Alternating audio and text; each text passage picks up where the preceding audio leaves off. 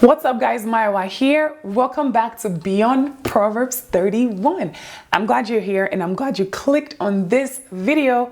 Today we're going to talk about feminism and a Christian woman's response to feminism. What is feminism? Feminism is the advocacy of women's rights on the basis of the equality of the sexes. A quick snapshot, compressed history of feminism and how it happened. The long and short of the story was, it was a response. It was a response to women being treated unfairly. It was a response to how women were misrepresented in the media, to the fact that women were only objects and they couldn't vote and they had no rights. They couldn't own property. They were nothing apart from the fact that they were represented by a man and that they had kids and they were in this stable home. That was all there was to being a woman. And feminism basically had 3 waves. We're now on the 3rd wave and it's crazy. It's not, the ladies back then, it was just, we want to be heard. We want to be free. This is what women wanted to be back then. But now feminism has swung over to the far left and it is completely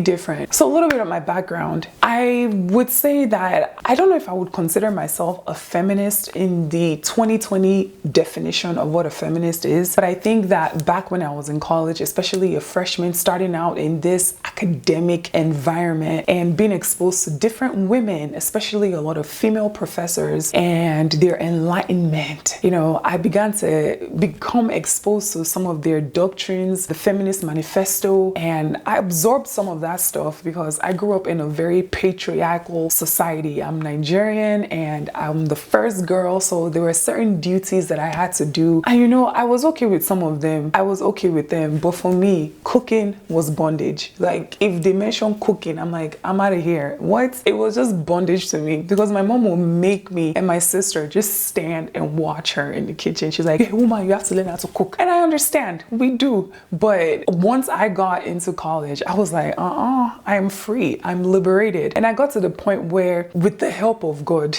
it took years, but with the help of God, I began to realize that I was just someone that was tricked into this group, into this understanding that women are far better than men. Women are the girl child, the fight for women. I, like a lot of people, was lured by the fact that feminism sought to free the sexes, to make the sexes equal. But as I began to study the Bible, I realized just how far off we've gone astray with this. So what did Jesus have to say about feminism? What does the Bible have to say about feminism? First, I'm going to start out by saying that Jesus was the #1 lover of women. Jesus was not feminist in the definition of what it is in today's society, but Jesus was the #1 person who advocated for women, and he was the #1 person that stood up for women's rights. Can I start with a story and tell you that when I was in college, the same college, I had to take a class called The Religions of the World, and in that class I had to study different religions and participate, like fully participate in their service. So I had to go to a Buddhist temple, I went to a Jewish temple, I went to a mosque, I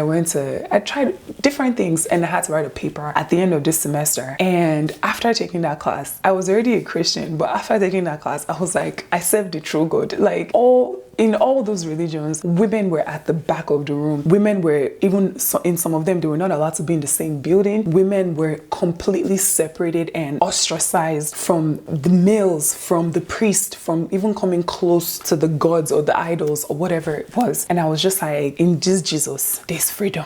Let's see what Jesus had to say about it. First of all, in Luke 10:38, we see the story of Mary and Martha, classic Jewish girls, sisters.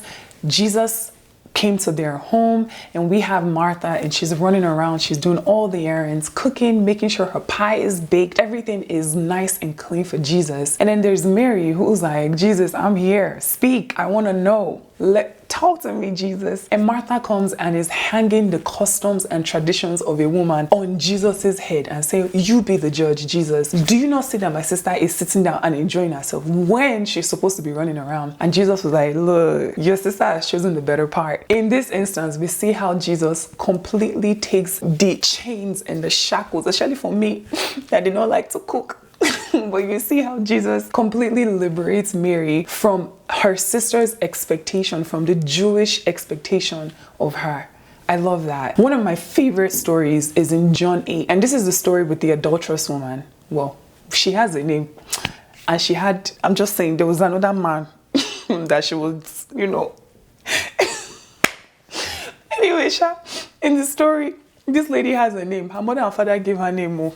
She was not doing all these things by herself, but they caught her in the story in John 8. And they were like, we caught her in the act. Yo, in the act. And then they bring her to Jesus and they were like, Jesus, what do you have? They were trying to trap Jesus, by the way. Like, what do you have to say about this? And then Jesus's response is, it melts my heart over and over again when I read it. He didn't even pay them no mind. He didn't pay them no attention. And in that story, Jesus completely ignores them. He didn't say anything to the woman. He spoke directly to her accusers. He was like, you cast the first stone if you ain't done none like this before. Like, if you've never sinned, cast it. And at the end of the day, just the way he speaks to her, he called her my beloved. He was like, where are your accusers? Shut it low. They are not there anymore.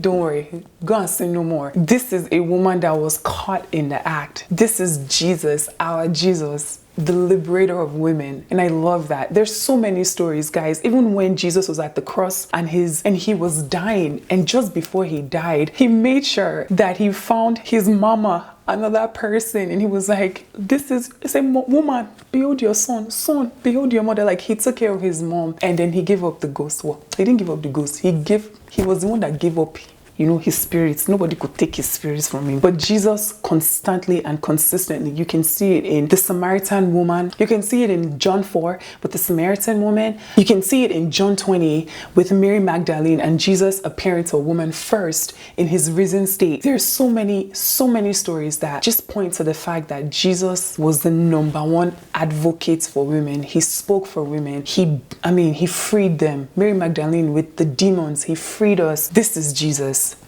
The biggest takeaway from feminism is that it is divisive. It did not solve any problems. Men were mistreating women, and now it's like women are like, we can be men. We're better. There's nobody that's better. We're different, but we're equal. We're different and we do the same thing.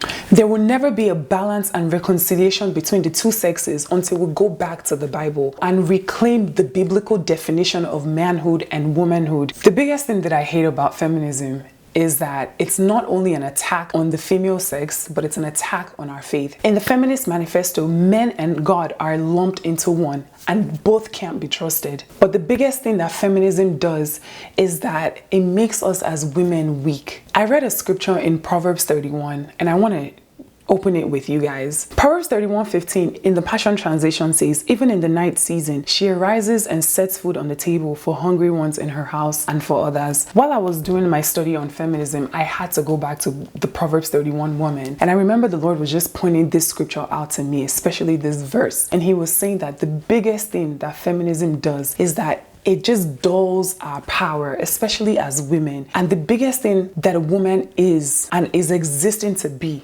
is to be the spiritual, what should we call her? A spiritual passage, a spiritual temperature. She's the one that has the womb. She's the one who bears things. She's the one who can pray things into place and purpose and pray society into place, pray her generation into the purpose of God for her. A woman is the one who will pray her generation into the purpose of God, pray her children, pray her church. This is what a woman, she's a spiritual conductor, this is a woman. And many times when we start getting into things like feminism, whose role it isn't, and hating men and we're taking away from our spiritual DNA, our spiritual mindset. In the night season, we're supposed to arise and feed our society, feed our family, spiritual food. But if we're so concerned with standing in the lane of men, and men want, everybody's in different lanes, everybody stay on your lane.